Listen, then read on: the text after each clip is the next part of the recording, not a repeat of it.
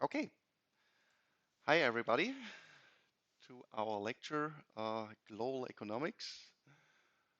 I think you, almost all of you, stayed abroad last semester. Is it right? No?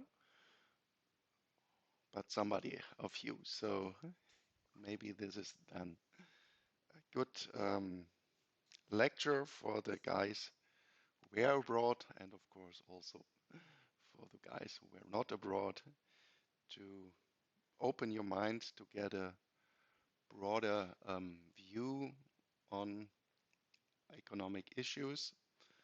And yeah, so there is no definite field of doing global economics. So what I want to do with you is to discuss some specific uh, economic issues with a global perspective and actually always also to look at current developments. What is the global economy doing? How do the shifts in the weight of global economy? I think I do not have to tell you about much about our conflicts between Europe, United States, and China, especially Russia, and so on. And this, of course, has all um, global impacts. And yeah, we will for this do some theoretical models, how to explain something like exchange rates, something like international monetary policy, international trade, and um, so on. But before we start, I think you always, all of you hopefully already know it. I organized an excursion in this module to Frankfurt. Can you see it here? From November 2011 to Saturday, the 2nd of December. And yeah, you see it here. I think this is a global perspective to go to one of the most important financial hotspots in the world, Frankfurt, where the European Central Bank is situated. So we will visit the ECB tower. It's not so easy to get in because many people want to visit the ECB tower, and we will also meet there. Where is he? Here. Dr. Thomas Warmedinger. He is, yeah, so to speak, first staff of the European Central Bank. He already started in 1998 in the predecessor of the European Central Bank, because I think you know that the European Monetary Union started in 1999. So he already was, so to speak, at the ECB in 1998. Yeah, I got known to him because we both studied in Heidelberg economics. He 5 years before me, but yeah, we still know each other. And then we also want to, well, we will visit the German Stock Exchange. Maybe you also know that the German Stock Exchange is not anymore in Frankfurt, but in the small village, so to speak, Eschborn, because they have lower taxes. And the German Stock Exchange is just a company, and then they moved just 5 kilometers outside from Frankfurt because they have to pay a lower tax rate. Then we also visit the Deutsche Bundesbank, the German central bank, is now, of course, part of the European monetary system. German Bundesbank is not doing its own monetary policy anymore, but of course is one of the most influential parts of the European monetary system. And then we will go also to one of the largest yeah, investors, so to speak, in the world, because the Allianz company, they have two investment vehicles. One is the largest one, maybe you know it, this is PIMCO, and Allianz Global Investors is, so to speak, the smaller brother, and this is the former investment vehicle of the Dresdner Bank.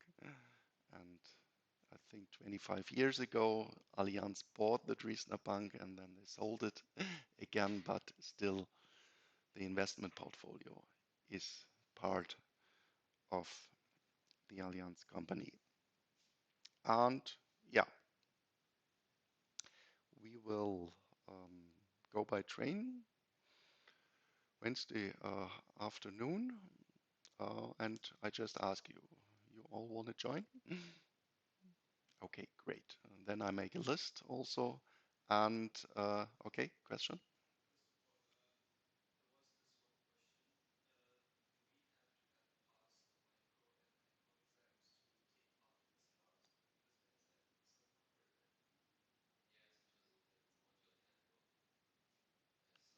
Uh,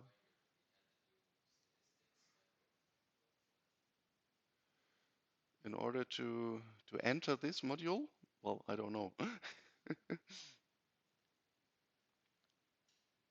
So man, then you have to ask because I'm not that deep inside of the organization of these studies, but you can join, of course, this excursion also if you didn't have passed these exams.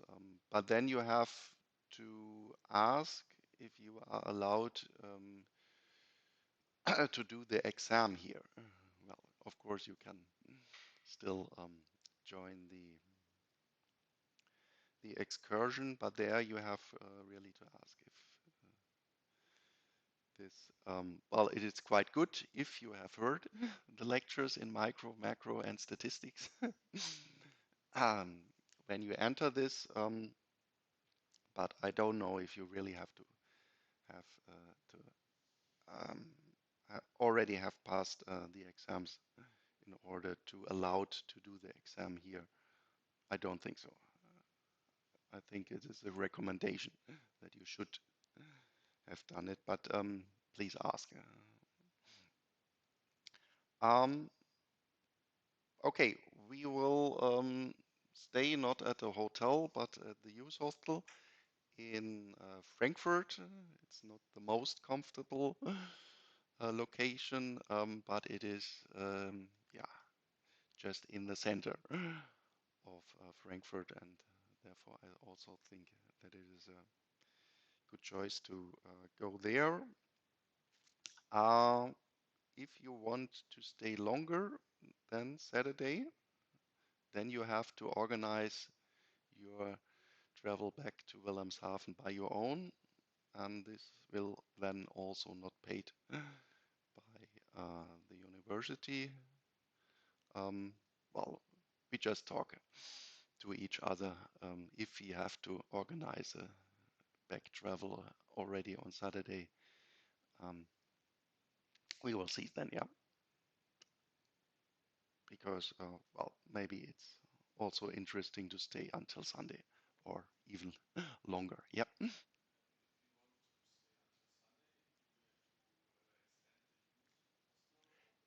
Also, this then you have also to do by your own. Yeah.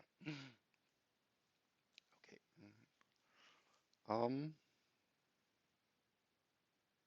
Yeah. Then I make a list, and because also I have to send it to the Bundesbank, to ECB. They, because of security issues, they all want to know who is coming. And so then we are here, 1, 2, 3, 4, 5, 6. And my question to the web, you also want to join the excursion? Okay, great. So we are then 7 persons. And do you know if somebody else of your colleagues want to join?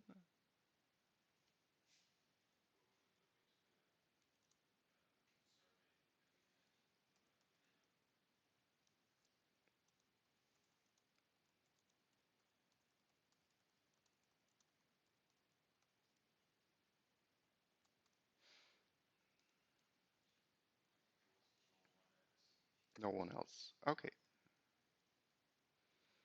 that's okay. So this is then the first organizational issue, and then we come to the exam for within this module, and yeah, this will be a classical term paper, and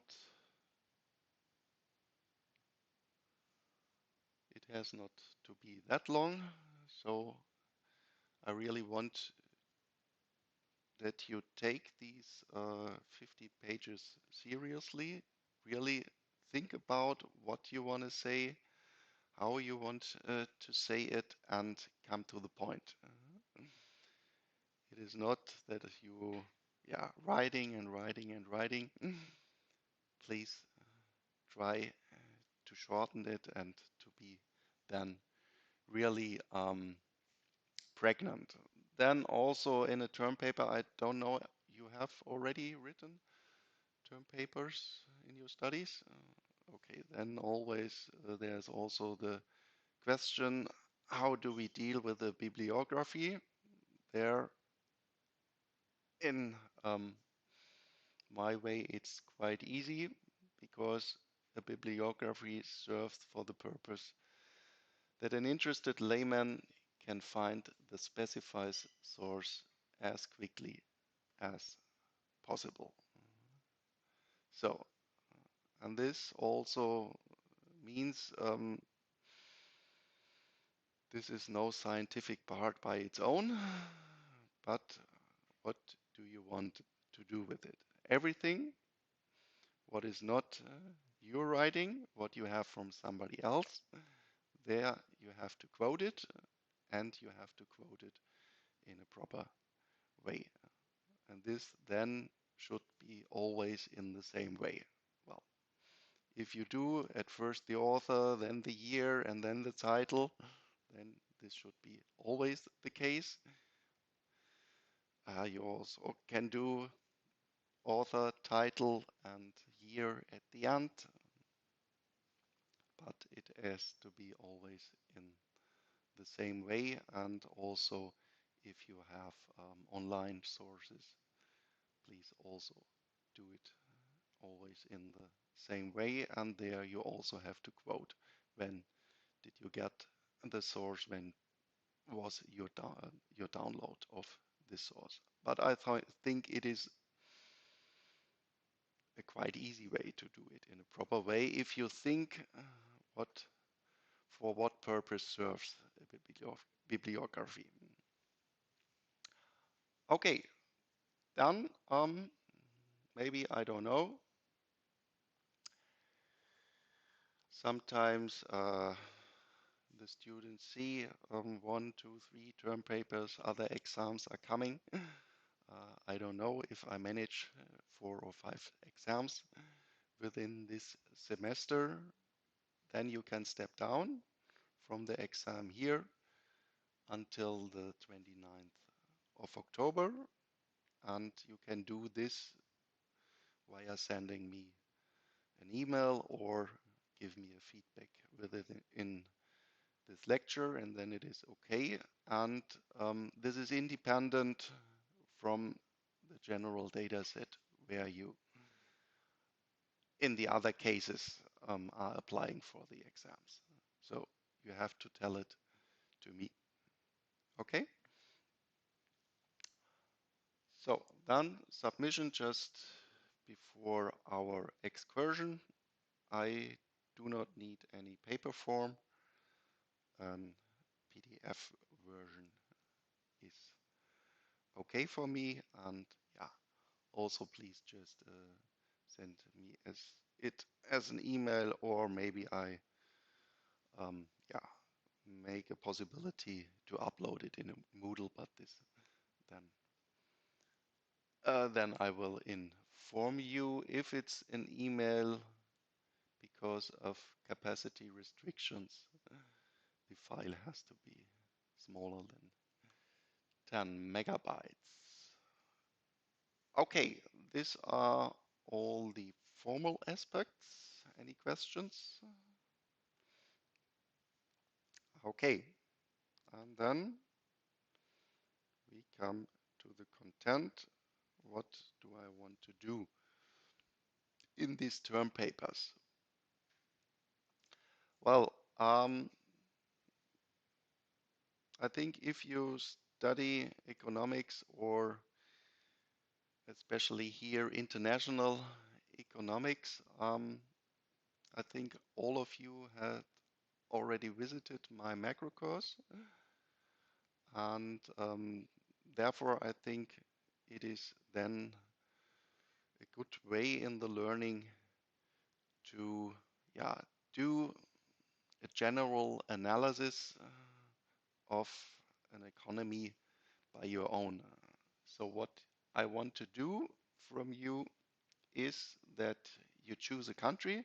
I will give you the possible countries in a minute, and you should look back roughly 15 years. Well, we had this global financial crisis in 2008, so I think this is a quite good cut to start. Um, by chance, this is just 15 years ago. But if you do your country analysis and then you see, well, maybe there is some specific issue, what is really interesting, that you go further back in time to the year 2000 or something. Well, then of course you can do this also, but please don't write then about this part 4, 5, or 6 pages. But of course you can also go further behind in the history. And yeah, what I want to do is just what we have done in macro for especially Germany, that you should look at the development of the main macroeconomic indicators. Of course, GDP, economic growth, inflation, unemployment rates, interest rates, government debt. I will also give you more examples. I think we are now at 9 o'clock. Yeah, maybe also today. And what I want to do, what I want that you are doing is that you start digging in the data. Because I think when you're leaving university and then you go to some medium or to some larger company, you have studied international business studies, and then maybe you are asked by your new company, well, give us a new insight of some new market, some new region this company want to expand, and then you have to start and dig in the internet looking for information. And this is what I have learned when I left university. Then you also need really reliable quantitative data. And yeah, this is what I want in this term paper, what you should do, what you should try. And for this, I also show you in a minute, yeah, possible data sources. These are, of course, the large international financial institutions in the International Monetary Fund, World Bank, OECD, the central banks, and so on. I gave you here, I give you here also as a starting point, also the links for these data sets.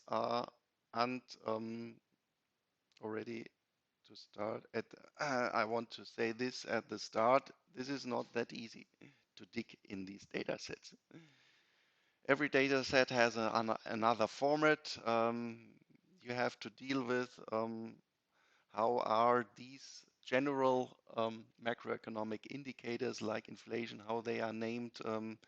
If you take data for economic growth, they have you the difference between nominal and real numbers, seasonally adjusted, not seasonally adjusted, and so on. This will really take some time. Please start maybe next week or in 2 weeks or so.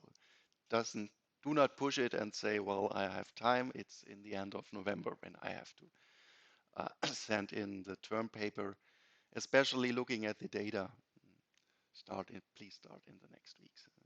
And if you have problems there for your country, which you have chosen to find reliable data, or you don't really know is it a good source or not, then just ask me. Okay, and what I also want from you is that we want to make yeah, a little time series analysis. We want to verify or not verify. Both is a scientific result, what is called the so-called Okun's law. We will talk about in the lecture in the next 2 weeks. What is Okun's law? This is more or less a dependence between unemployment and economic growth. Well, qualitatively, it is somehow quite clear that if we say in an economy, if you have low unemployment, then your economy should be quite prosperous. But here we want to analyze it. What is the definite quantitative dependence between these two variables? And this was a really famous paper in the 1960s, where they found more or less, so to speak, general law, how where should be quantitatively these dependence between these two variables. And this we will do via linear regression. You just mentioned it 5 minutes ago, I think, or 10 minutes ago. You had already a course in statistics. So my question is, have you done in your introductory course linear regression? Or have you done it in school? No. So it is not that. Do we have them choke here? No. Then we go here. So what linear regression is about, oops,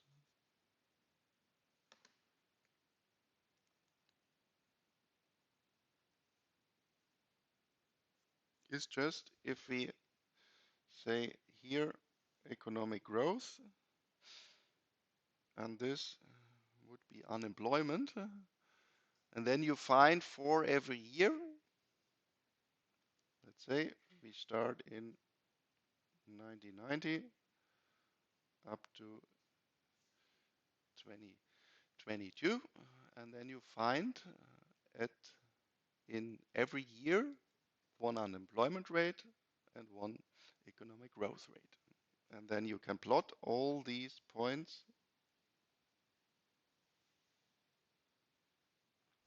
in your diagram.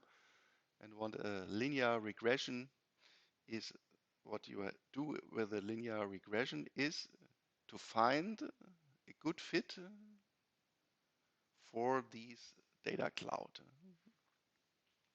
And the assumption is then linear regression, that you put through these data cloud a straight line, and this should be then, so to speak, the best fit you can do. But for this, we have to talk, what do we understand by a best fit? This you have to define. And this I also will explain to you, and I will do it also with you as an example for Germany, that you um, not alone in doing this. But you have a question.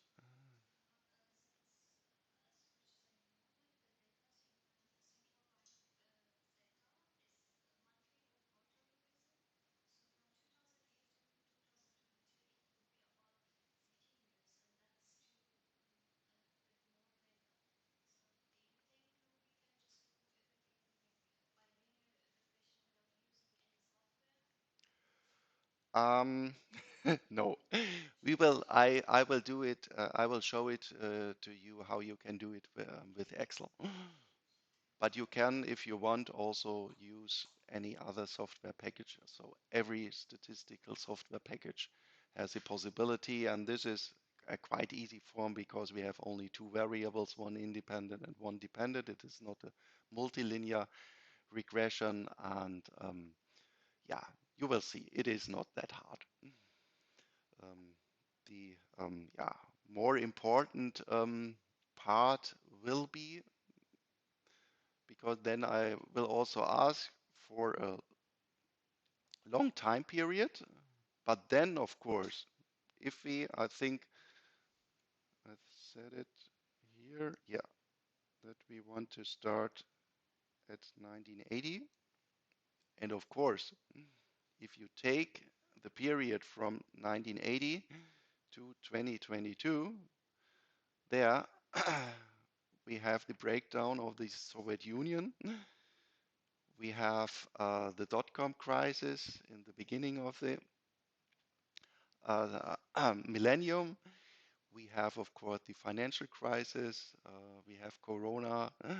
We have now the Ukraine war. So there are many, many cuts where the framework of the global economy, and of course for most of the countries, really changed. And for this, then you are also asked to get for your country, or to do for your country, yeah, a reasonable cut in the periods, and then see, is there a change in the dependence of these two variables, and interpret the data. And but you will see, we will do it for Germany together, and then I think you have also a good clue how you can do it for your countries. Um, okay, yeah. So a short introduction into regression analysis we will do also here together. And then these are the countries. Of course, you see not that many European countries, because if I take Spain, France, and so on, there is not a problem there, but there is one special issue, that many countries of the European Union have the same currency. and then always you would only analyze the same exchange rate, so to speak. So I chose only countries here where you have still an independent monetary policy you can look at, um, and you have an own currency so that you can have a look on the exchange rate of these countries.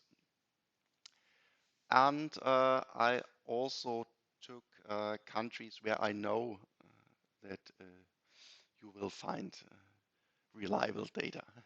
Of course, you can think of if you take some African countries or so there, it would be quite hard to find reliable data.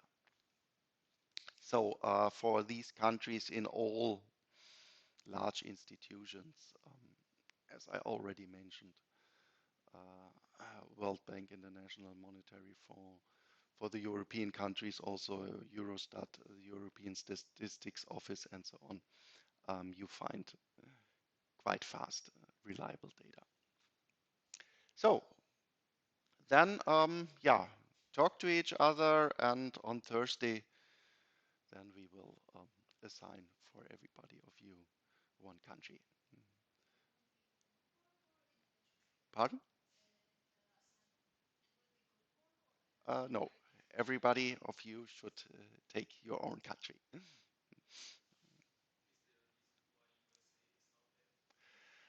Yeah, USA is that large, and for this, I think do a very short analysis of the United States is, I, I think, not possible. Therefore, I also didn't choose, for example, China, um, because China and the United States, they are comparable to the European Union or to the European Monetary Union. They are by its own, both of them are between 15 and 20% of the global economy. And of course, these are countries, but they are, in my point of view, global economic blocks.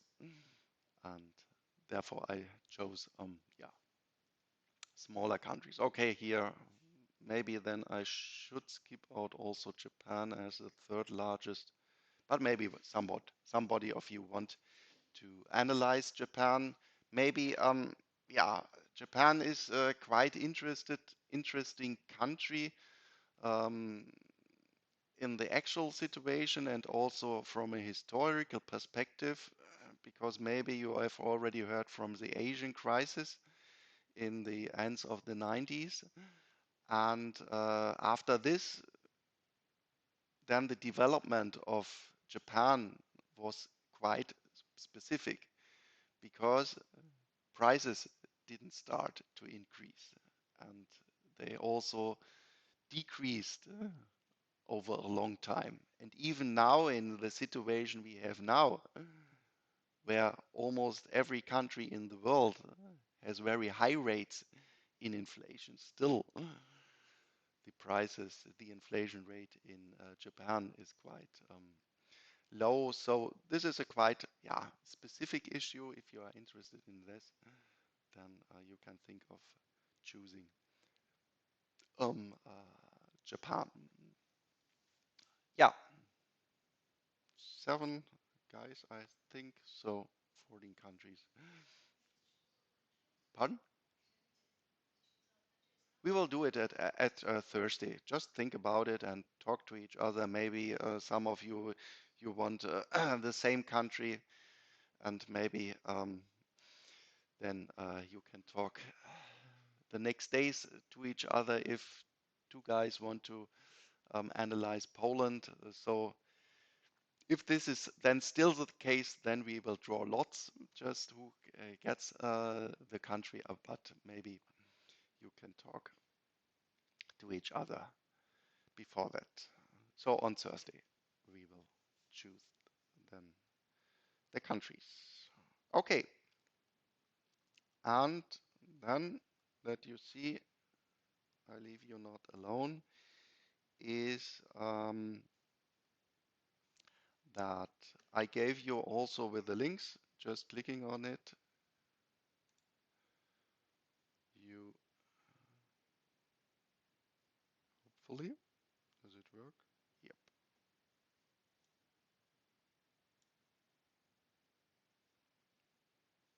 take some time. And here at the OECD webpage, for example, then you find here also the countries. Let's take, I think, Australia.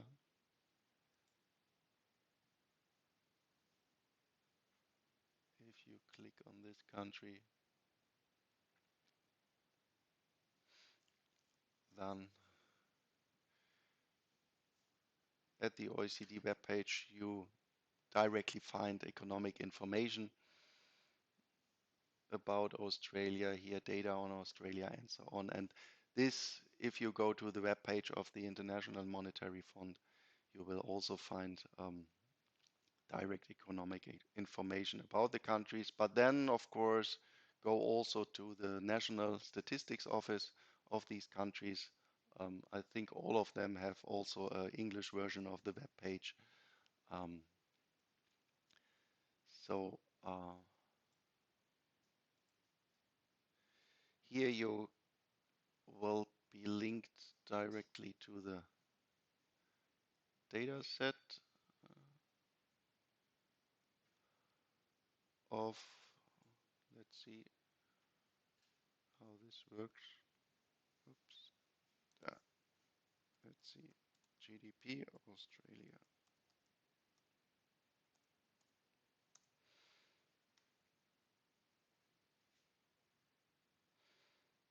Gross domestic product indicator, and then you see you have here time series now not only from Australia because I didn't specify the search, but here you have then the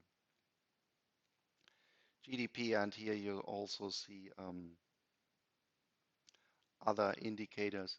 Just have a look at these data sets and try to get informed. So why did I choose the OECD web page so prominently? Is also the OECD is doing twice a year the so-called OECD World Economic Outlook, and there you find between 2 and 3 pages also a small country analysis for every country. And I think this is then, if you have a look to the OECD economic outlook for your country, this is also then a quite good first start that you have a clue what I want you to do. And for this, you have then to be within this network here of the university in order to download these OECD economic outlook, or when you want to do it from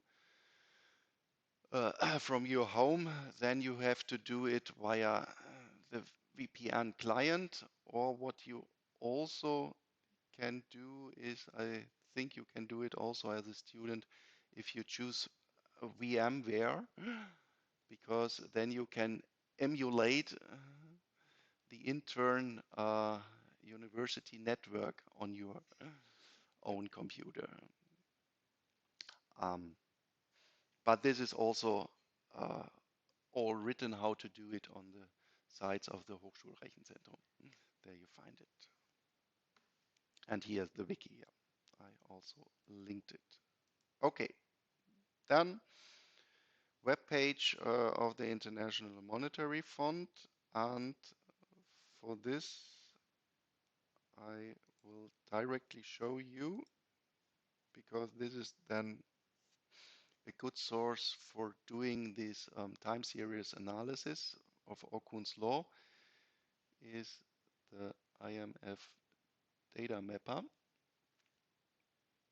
So this is then the data of also the World Economic Outlook of um, the IMF. And if we go there, and World Economic Outlook, and here we have the real growth rate, and what we also need, oops, where are we? GDP,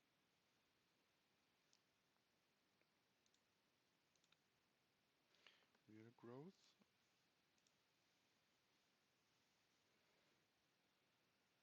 is here the unemployment rate. And the time series goes back to 1980. So let's just select country data.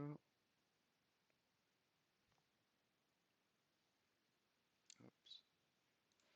There at first we have to go here. What did we had? Australia.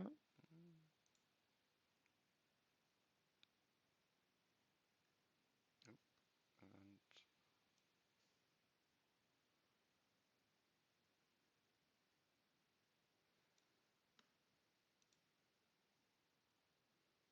And now select, and then you can directly download the time series you need.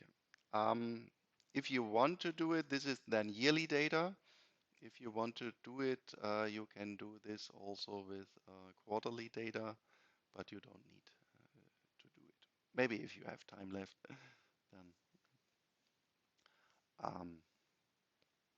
yeah, also for the most economic indicators, it is quite okay to use yearly data. But actually, if you then at the end, maybe you want to give an interpretation of the current situation, then yeah, especially for inflation or so, it is also quite good to look then for, let's say, the last 2 years to monthly data. In general, you find monthly data for the prices. For economic growth, you will find only quarterly data. For interest rates, of course, you find also daily data. um, well, just see what you find and what you do.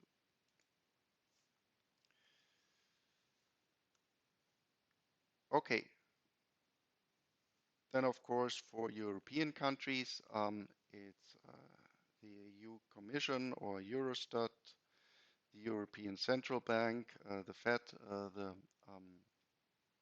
American Central Bank of the United States, and this is a really good source. Yeah, there is no, this one has also to say, there is no central bank, so to speak, of the United States. It is just a central bank system, and you have some regional central banks, and the most important is then, of course, the Fed in New York, but the St. Louis Federal Reserve Bank, they have this data source called FRED, and there you find also many international data, not only for the United States, but for almost all countries in the world. And do we have it here? FRED it in. So this is a website, but you have it also FRED Excel add in. I think here it is.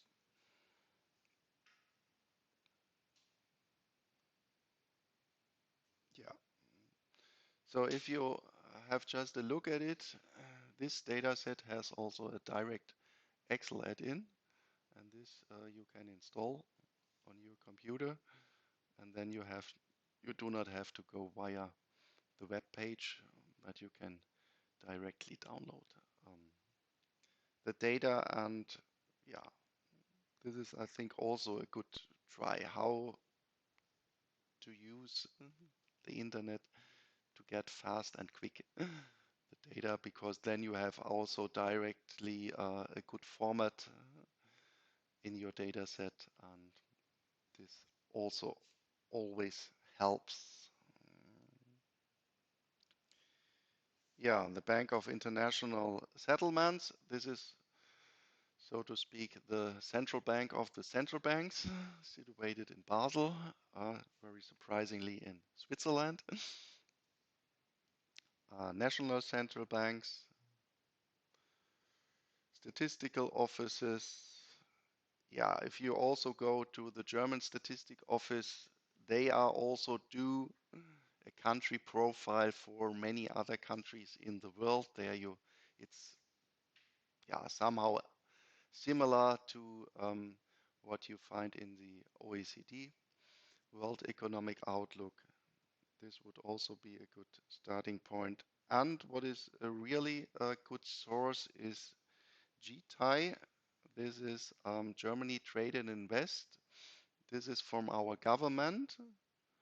Yeah, some company which is doing especially analysis for our export industry. So there you also find country profiles. So this site I also can yeah, recommend if you look at this World Trade Organization. The data behind the World Trade Organization or the United Nations is UN Comtrade. Well, there you find all data, but I don't know if you find it, because it's in my eyes it is an awful data set. But try it if you find there in the good way the international trade data. In my eyes, a better source for international trade data is from UNCTAD, sub center of the UN, and this is the ITC, the International Trade Center. If you go to this site, because this is a quite intuitive web page where I go mostly if I look for data for international trade, because then I find it quite fast. World Bank and EIU. Let's click on it. I don't know if we have access to it, but you can try it. Let's click here on Brazil. What do we find? So the Economist Intelligence Unit. This is just yeah, the analysis of the Economist, and they are providing also um, analysis about countries in the world. So do we find here something? Yeah. So also in a brief way at EIU, you also add for a first shot, you find um, economic information for your countries. Okay, that it was. Any further questions at this point?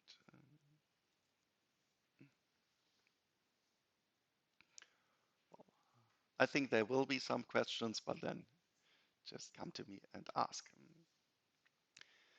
Okay, yeah.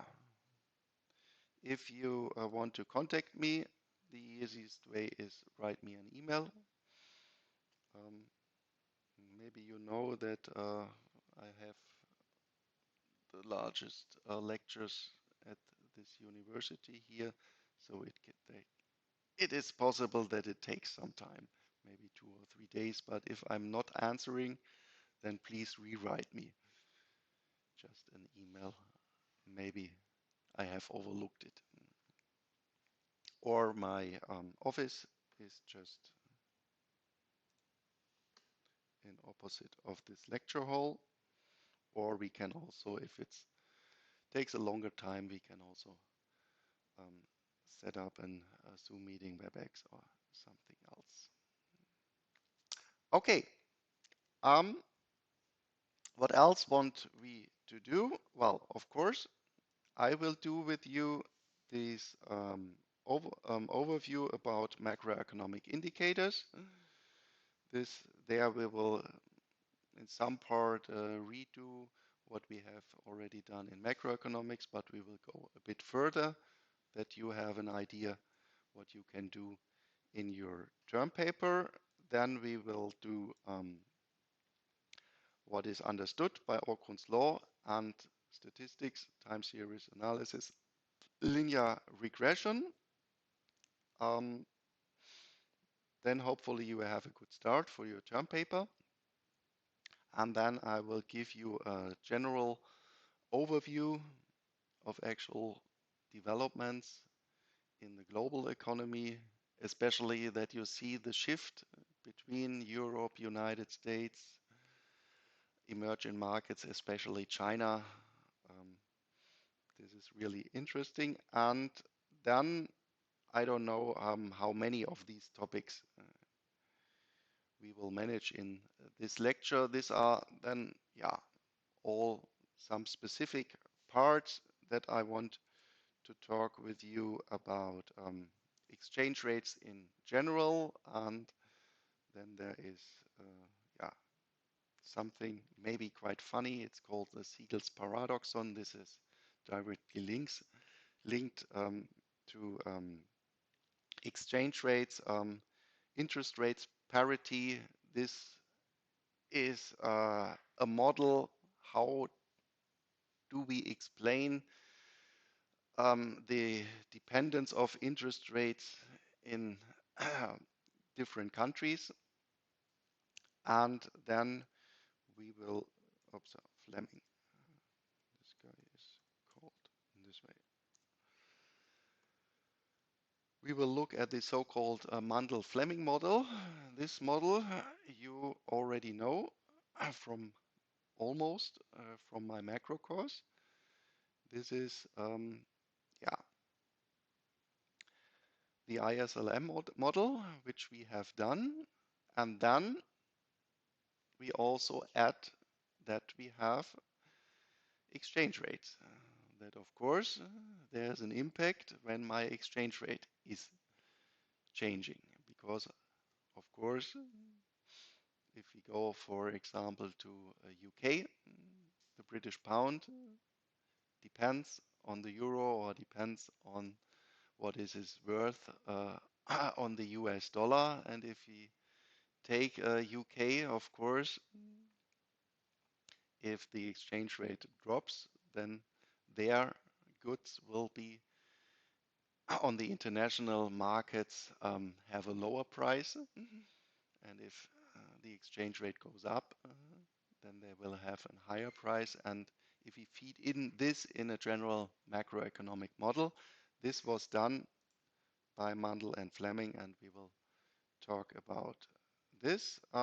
Then coming from Okun's law, there is then a derivation of the so-called Phillips curve.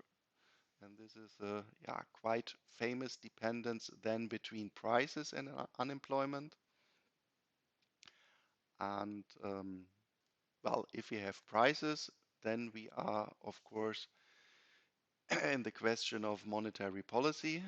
And there we will look at the reaction function of central banks. And there is one quite famous reaction function called Taylor rule. This we will look at.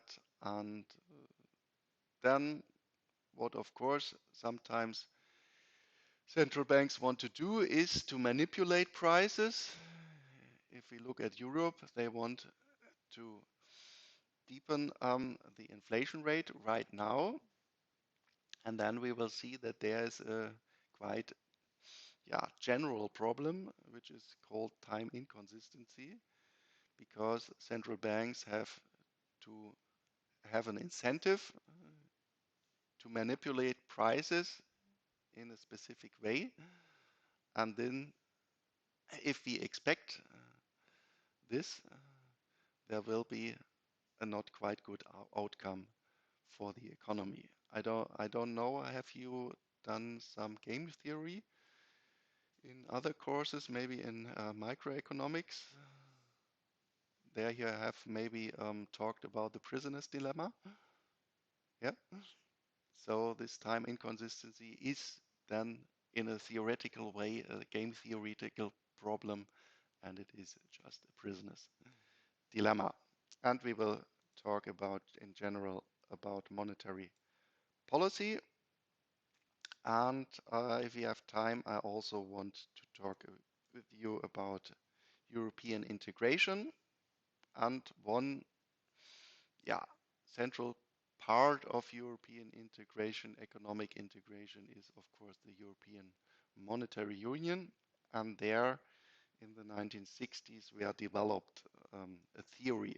What is an optimal currency area? And then maybe we can say, is the European Monetary Union an optimal currency area? And in the end, maybe, the most prominent theoretical growth model by Robert Solow.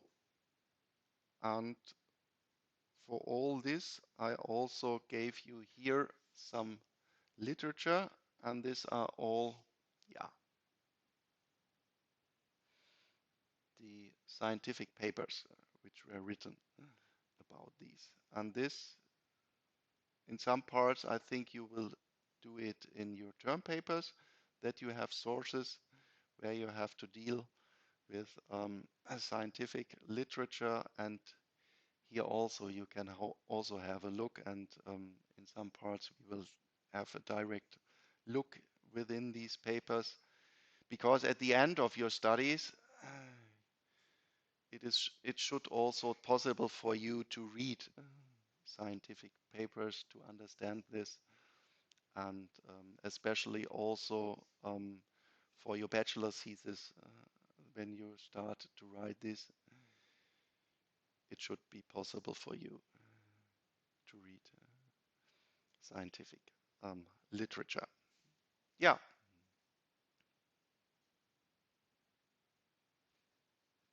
done. We are more or less done for this. And here is just an overview I gave you in macroeconomics, the so-called magic square with unemployment, price stability, uh, current account or outside balance, and what else? Inflation and economic growth. And here you see we can, of course, have a look at more macroeconomic indicators. And this is then, the descriptive way you can start your analysis then of your country. And with this, I want to close today the first overview, what we want to do together in this course. Okay, any questions left at this part? So I see most of you have your laptop or your iPad or something already here, especially when we are doing then these time series analysis. You should also come with your laptops, because then you can directly do it also by your own, and I will also give you the Excel files that you can directly start with this. Yeah, because of course this is also what you should learn.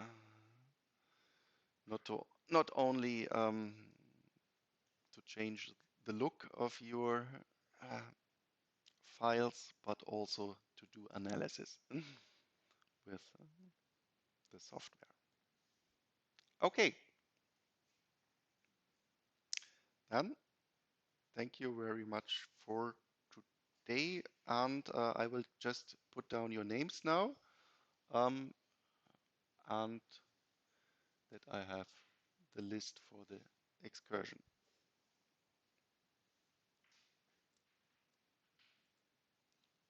So I have to go here.